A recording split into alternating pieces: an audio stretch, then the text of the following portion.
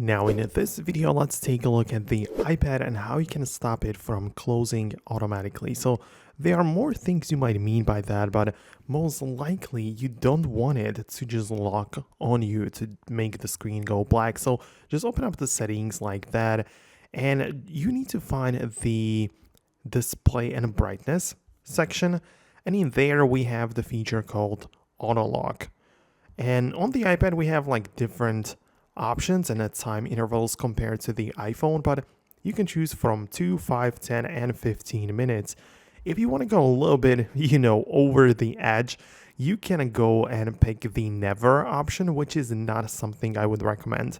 Honestly, it's a good idea to make sure that your iPad will lock itself after a period of time, but yeah, do whatever you gotta do. But this is most likely the thing which is making your iPad close automatically.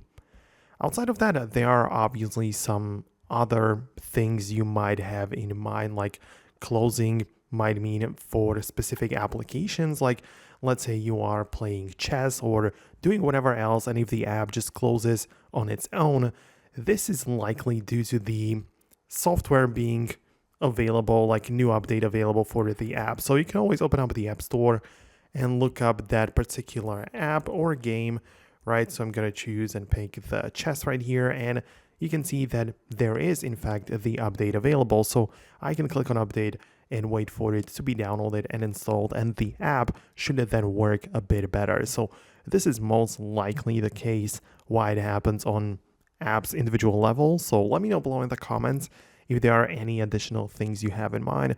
Most definitely subscribe for more, and I'll catch you later in the future videos.